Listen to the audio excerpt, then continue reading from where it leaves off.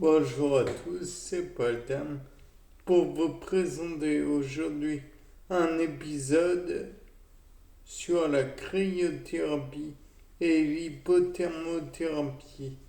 Bon, alors qu'est-ce que la cryothérapie et l'hypothermothérapie? On va commencer par le deuxième, ça va être plus simple. Donc, vous savez que durant la journée, nous, êtres humains, Homo sapiens et toute team, Homo denisovanes et j'en passe, nous avons un métabolisme qui marche à environ 37,6 degrés.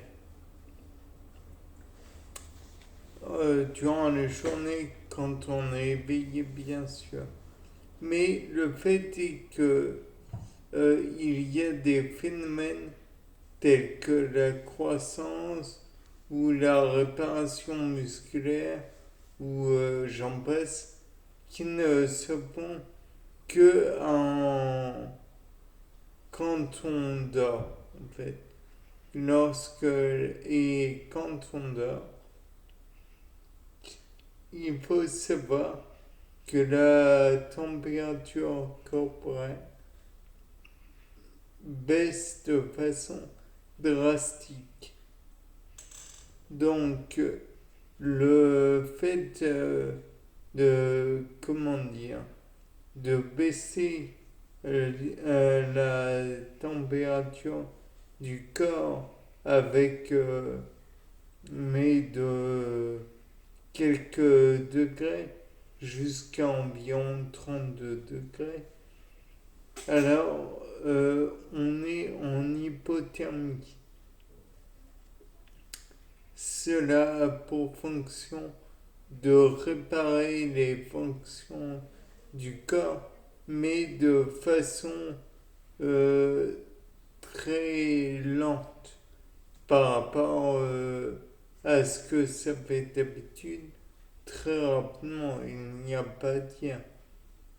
Mais le fait est que quand vous êtes en hypothermie, vous devez baisser la température en dessous de 37,6, environ 36 température du corps. Mais pas non plus trop violemment, pas de façon trop prolongée. Sinon, là, vous risquez de faire plus que nécessaire et ainsi décider. Donc, on va dire que en dessous, là, ce sera vraiment excessif et peut-être, excessif uniquement si vous le faites de façon prolongée. Dans tous les cas de figure, vous ne le faites pas à la rage sur un coup de tête. Vous devez vous entraîner auparavant ou alors être entouré de personnel compétent, du personnel soignant qui est éventuellement formé à ce genre de choses. Néanmoins, ça a beaucoup, beaucoup d'intérêt de faire de l'hypothermothérapie puisque, comme vous le savez déjà, là, par exemple, quand vous consommez des protéines, vous les dénaturez et quand vous les consommez cuites, ça les dénature quand elles sont cuites. En revanche, quand vous les consommez crues, alors vous, comment dire, vous, vous les laissez intacts en fait. eh bien là c'est même mieux que de les laisser crus. C'est quand vous avez des problèmes aux muscles, vous réparez entre guillemets. Déjà en temps normal, vous les réparez. Mais là, vous maintenez un peu la réparation en empêchant la dégradation des réparateurs. Dans le cas de la cryothérapie, c'est le même principe, toujours avec du froid. Mais la différence non négligeable, c'est que c'est plus jusqu'à 30 degrés. Non, non, non. C'est vraiment très en dessous et ça doit être encadré absolument par des professionnels de santé. Car c'est... Ben, déjà, on le fait avec de l'azote liquide. Donc, vous pouvez pas le faire, comment dire, juste chez vous, sous la douche, eau froide. Là, non.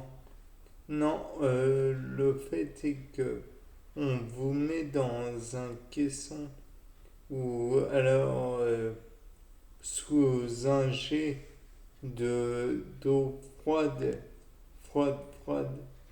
Et là, le fait est que ça va ralentir encore une fois votre circulation sanguine.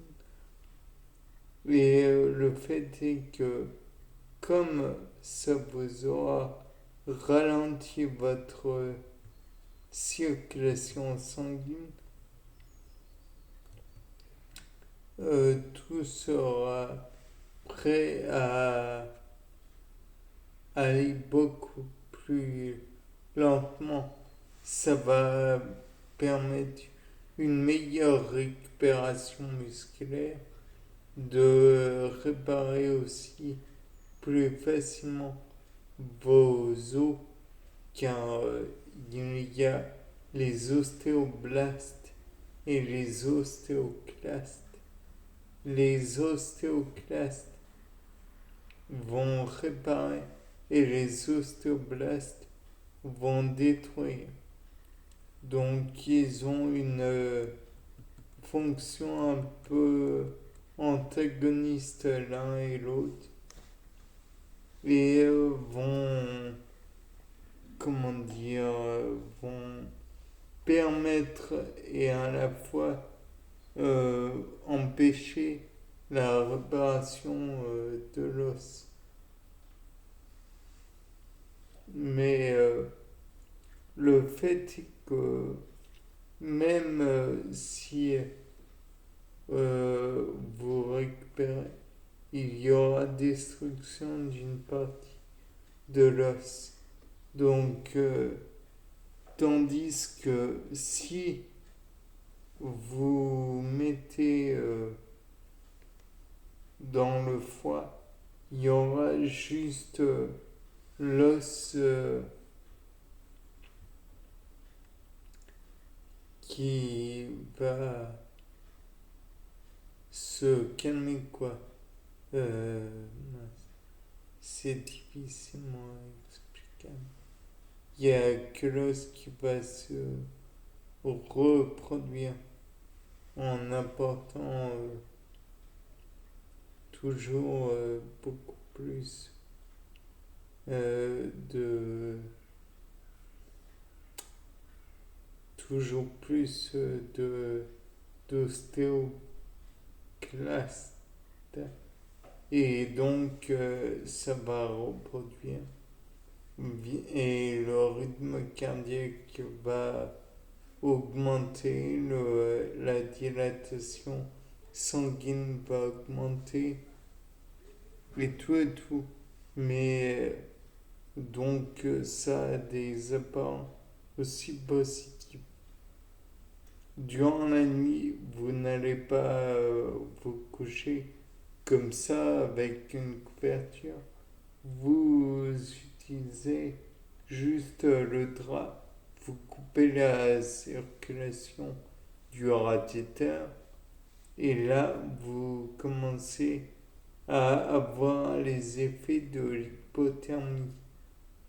L'hypothermie va donc augmenter la circulation sanguine et permettre donc à terme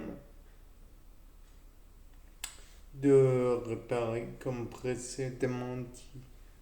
Donc finalement, il y a de bonnes choses dans le froid et non pas dans le chaud qui va seulement dégrader. Bien, c'était peut-être pas clair, mais c'était pas d'âme. Au revoir.